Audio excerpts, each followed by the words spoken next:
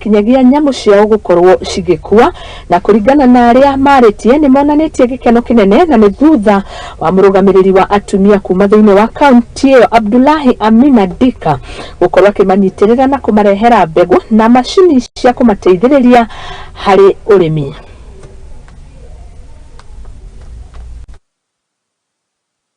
Ile jambo ambayo imenifurahisha zaidi ni kuona wafugaji wengi pia wamebadili nia ya kuwa wakulima. Ni kwa sababu gani? Wafugaji unapata mara nyingi wamekuwa wakiweka mifugo. Lakini climate change imekuja in a way that drive watu from kufuga na sasa imeingia ukulima. Na sisi kwetu ni advantage kubwa sana kama watu wa Tana River because tuko na hii ardhi. Mimi safari yangu ya ukulima ilianza mwaka juzi wakati ukame mbaya ile iliyokuja kutufagilia ng'ombe zote. Hapo ndio nikachange maoni yangu ya ufugaji nikaanza kuingia mambo ya ukulima. Kuanzia hapo nimepata changamoto kubwa sana. Ukulima ya huku sisi tunataka kulima saa hii, kujitolea kwa hali na mali. Lakini shida kubwa ya sehemu hii ambayo tuko ni barabara.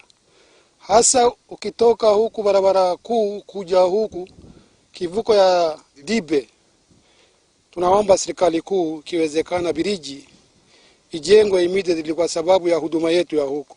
Wamama walipolia sana, wamesema ukulima, nimesema wacha nije nione, na pia ministry, national government wameni support na seeds.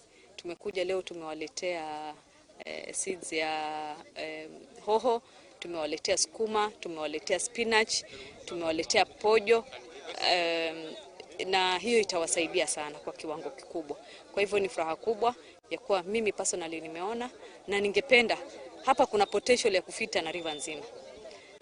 Na ile bidii leo nimeona hapa ni bidii kama kiongozi na pia kama national government ikisimama na sisi wa Tana River, sidhani kama tutakuwa tunaenda kutafuta chakula kwingine.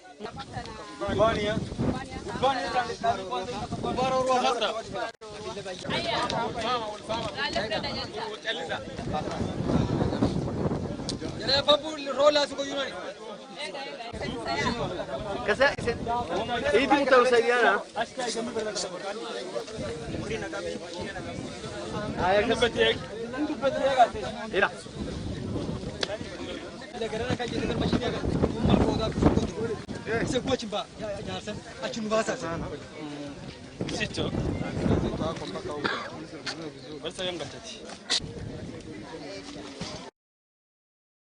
Tugithie na mbere ni ati ikundi ngurani cia gutetera ihoto cia muingi kuma kaunti-ini ya